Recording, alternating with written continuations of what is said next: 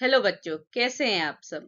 आज का हमारा टॉपिक है सेल कोशिका का प्रोकैरियोटिक और यूकैरियोटिक सेल्स। प्रोकैरियोटिक सेल्स और यूकैरियोटिक सेल्स हमारे सेल के दो टाइप होता है। मींस हमारी सेल दो तरीके की होती है, प्रोकैरियोटिक सेल्स और यूकैरियोटिक सेल्स। आज के टॉपिक में हम प्रोकैरियोटिक सेल्स और यूकैरियोटिक सेल के एमसीक्यू करेंगे। चलो स्टार्ट करते हैं अपने क्वेश्चन। पहला क्वेश्चन है कि प्रोकैरियोटिक सेल्स यूकैरियोटिक सेल्स से किस तरीके से अलग होता है, कैसे आप इनको डिस्टिंग्विश करते हैं। सबसे पहले हम मीनिंग समझते हैं प्रोकैरियोटिक और यूकैरियोटिक का। देखो, प्रोकैरियोटिक मीन्स क्या होता है। प्रो मीन्स होता है प्री, ठीक है, या प्रिमिटिव। कैरियन मीन्स होता है न्यूक्लियस।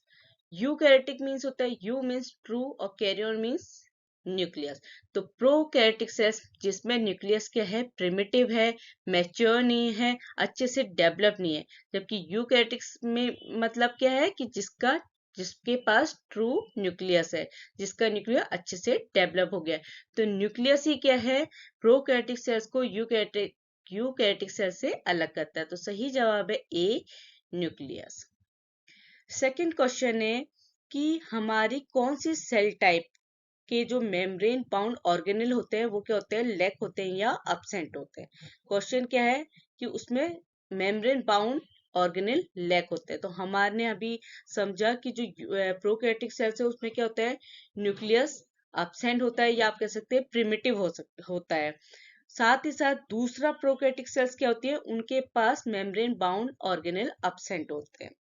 तो हमारा सही जवाब है सी, प्रोकैरियोटिक सेल्स। देखो, हमने एमसीक्यू से समझा ना कि सबसे पहले ये समझ लिया कि प्रोकैरियोटिक सेल्स के पास क्या है, न्यूक्लियस एब्सेंट है। दूसरा हमें क्या पता चला कि जो हमारी प्रोकैरियोटिक सेल्स है उसके पास मेम्ब्रेन बाउंड ऑर्गेनेल क्या होते हैं, एब्सेंट होते हैं।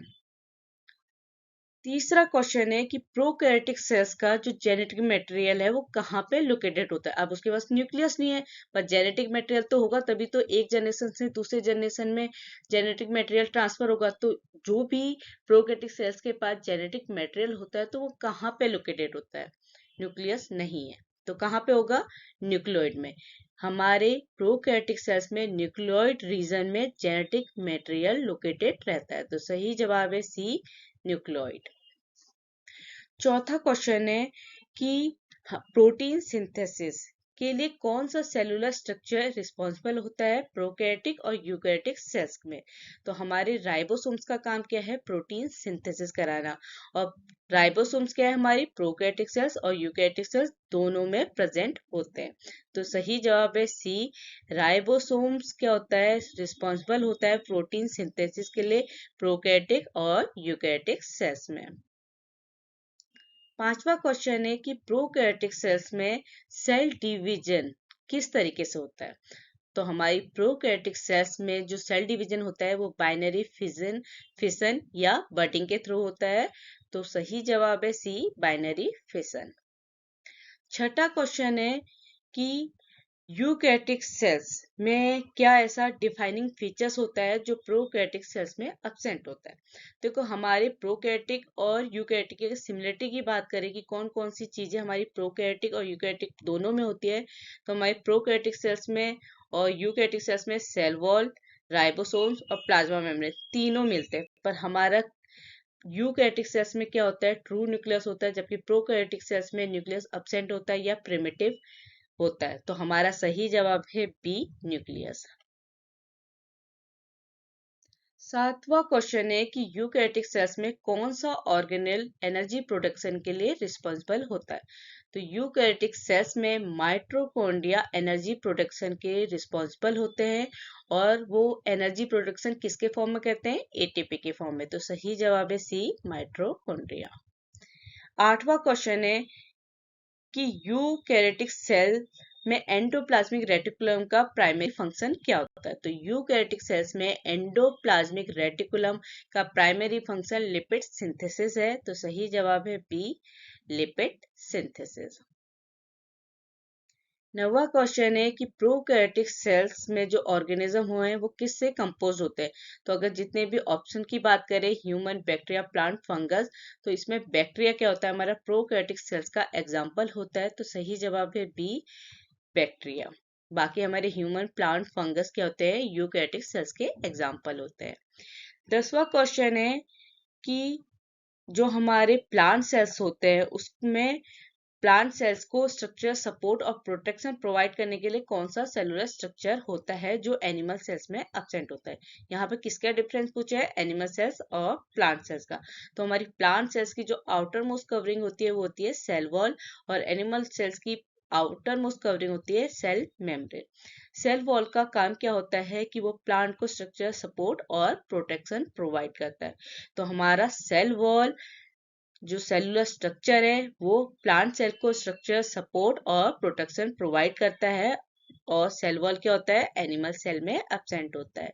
तो सही जवाब है डी, सेल वॉल। 11वां क्वेश्चन है कि यूकैरियोटिक सेल्स में हार्मफुल सब्सटेंस को डिटॉक्सिफाइंग करने के लिए कौन सा सेलुलर स्ट्रक्चर रिस्पॉन्सिबल होता है। तो यूकैरियोटिक सेल्स में हार्मफुल सब्सटेंस को डिटॉक्सिफाई करने के लिए पर ऑक्सीसोम्स रिस्पॉन्सिबल होता है। तो सही जवाब है बी, पर ऑक्सीसोम। पर ऑक्सीसोम्स का काम होता है कि वो क्या करे, हार्मफुल सब्सटेंस को डिटॉक्सिफाई करे। 12वां क्वेश्चन है कि ऐसी कौन सी सेल टाइप है जिसकी जो सेल वॉल होती है वो कहते हैं रिजिड होती है। तो हमारे प्लांट सेल्स की जो सेल वॉल होती है वो क्या होती है, रिजिड होती है। तो सही जवाब है बी, प्लांट सेल्स, क्योंकि वो किसकी बनी होती है, सेलुलोज की, हेमीसेलुलोज की एंड लिग्निन की। तो इसी वजह से जो प्लांट सेल्स की सेल वॉल होती है वो रिजिड होती है, हार्ड होती है। 13वां क्वेश्चन है कि यूकैरियोटिक सेल्स, ठीक है, वहां यूकैरियोटिक सेल्स में ट्रांसक्रिप्शन कहाँ पे होता है। तो ट्रांसक्रिप्शन प्रोसेस क्या होती है, जब डीएनए से आरएनए की सिंथेसिस होती है या डीएनए से आरएनए का फॉर्मेशन होता है। तो यूकैरियोटिक सेल्स में न्यूक्लियस में हमारी ट्रांसक्रिप्शन की प्रोसेस होती है जहां पे डीएनए से मैसेंजर आरएनए फॉर्म होता है। तो सही जवाब है ए, न्यूक्लियस। 14वां क्वेश्चन है कि प्रोकैरियोटिक सेल्स और यूकैरियोटिक सेल्स का कौन सा कॉमन फीचर्स है जो दोनों में मिलता है, किसके रिगार्डिंग, डीएनए के रिगार्डिंग। तो हमारे क्या है, प्रोकैरियोटिक सेल्स और यूकैरियोटिक सेल्स दोनों में डीएनए प्रेजेंट होता है, क्योंकि ये क्या है, जेनेटिक मटेरियल है। तो ये हमारे प्रोकैरियोटिक और यूकैरियोटिक दोनों क्या करते हैं, दोनों में डीएनए होता है, पर जो डीएनए क्या है, क्रोमोसोम्स में होता है। अब क्रोमोसोम्स का प्रोकैरियोटिक और यूकैरियोटिक में क्या होता है, प्रोकैरियोटिक सेल्स में जो क्रोमोसोम्स होते हैं वो क्या होते हैं, उसमें जो डीएनए होते हैं वो सर्कुलर डीएनए होते हैं, जबकि यूकैरियोटिक सेल्स में जो डीएनए होते हैं वो लीनियर, मतलब जो क्रोमोसोम्स का अरेंजमेंट होता है लीनियर होता है, और प्रोकैरियोटिक में सर्कुलर होता है। तो कॉमन फीचर्स, यहाँ पे क्वेश्चन क्या है, कॉमन फीचर जो शेयर कर रहे हैं प्रोकैरियोटिक सेल्स और यूकैरियोटिक सेल्स। तो कौन सा ऑप्शन होगा, option C, DNA in chromosomes, क्योंकि प्रोकैरियोटिक और यूकैरियोटिक दोनों में डीएनए है, दोनों किस में है, क्रोमोसोम्स में। बस एक में क्या है, सर्कुलर है, दूसरे में लीनियर है, पर डीएनए क्रोमोसोम्स में होता है। ये प्रोकैरियोटिक और यूकैरियोटिक सेल दोनों का कॉमन फीचर्स है या उनकी कॉमन विशेषता है। तो सही जवाब है सी। 15वां क्वेश्चन है कि इंट्रासेलुलर डाइजेशन और वेस्ट डिस्पोजल के लिए यूकैरियोटिक सेल्स में कौन सा ऑर्गेनेल रिस्पॉन्सिबल होता है। तो कौन से ऑर्गेनेल का काम है कि वो इंट्रासेलुलर डाइजेशन और वेस्ट डिस्पोजल करे, लाइसोसोम। लाइसोसोम्स का काम क्या है, इंट्रासेलुलर डाइजेशन और वेस्ट डिस्पोजल। और लाइसोसोम्स हमारे प्रोकैरियोटिक में एब्सेंट होते हैं, यूकैरियोटिक सेल्स में प्रेजेंट होते हैं। क्यों, क्योंकि हमारे जितने भी मेम्ब्रेन बाउंड ऑर्गेनेल हैं वो प्रोकैरियोटिक सेल्स में एब्सेंट होते हैं। तो सही जवाब है ए, लाइसोसोम्स। 16वां क्वेश्चन है कि कौन सा organelle cellular ATP, energy currency की सिंथेसिस के लिए रिस्पॉन्सिबल होता है, कौन सी सेल में, यूकैरियोटिक सेल्स में। तो एटीपी की सिंथेसिस कौन कराता है, माइटोकॉन्ड्रिया। और माइटोकॉन्ड्रिया को हम सेल का पावर हाउस भी कहते हैं, क्योंकि ये क्या करता है, एटीपी प्रोडक्शन करता है या एटीपी की सिंथेसिस करता है यूकैरियोटिक सेल्स में। तो सही जवाब है डी, माइटोकॉन्ड्रिया।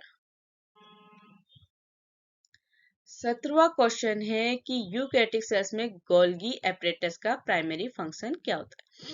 देखो, यूकैरियोटिक सेल्स में गोल्गी एपरेटस क्या करते हैं, जो भी प्रोटीन हमारी ईआर में सिंथेसिस होती है के बाद वो जो प्रोटीन बनी हुई है वो प्रोटीन कहाँ पे जाती है, गोल्गी एपरेटस में।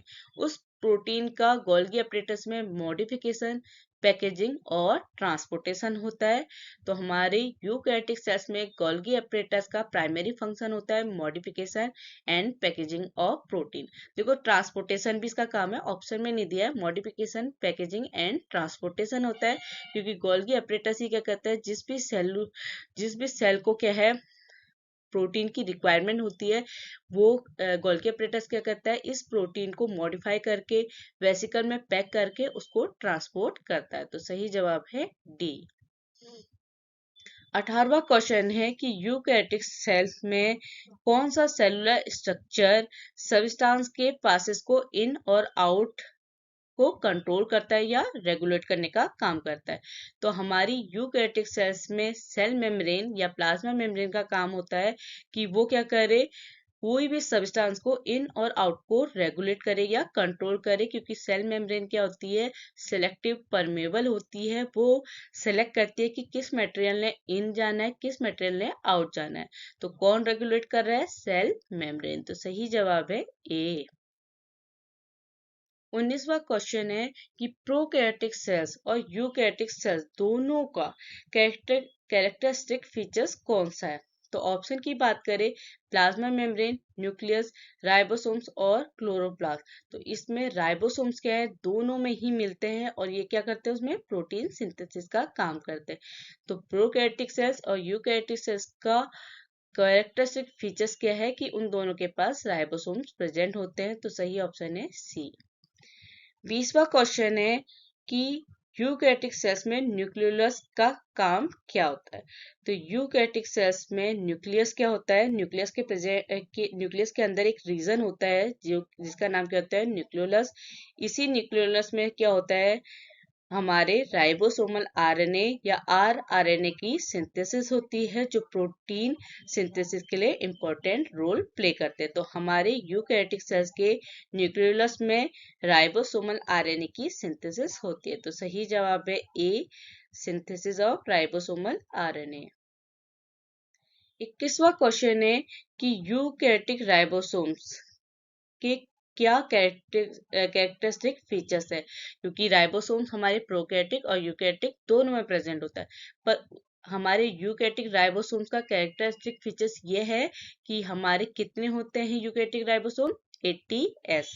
तो सही जवाब है सी। और हमारे प्रोकैरियोटिक सेल्स में कितने राइबोसोम होते हैं, 70s। तो आपका सही जवाब है सी, 80s। वीडियो अच्छा लगे तो लाइक कीजिएगा, चैनल को सब्सक्राइब जरूर कीजिएगा। Thank you.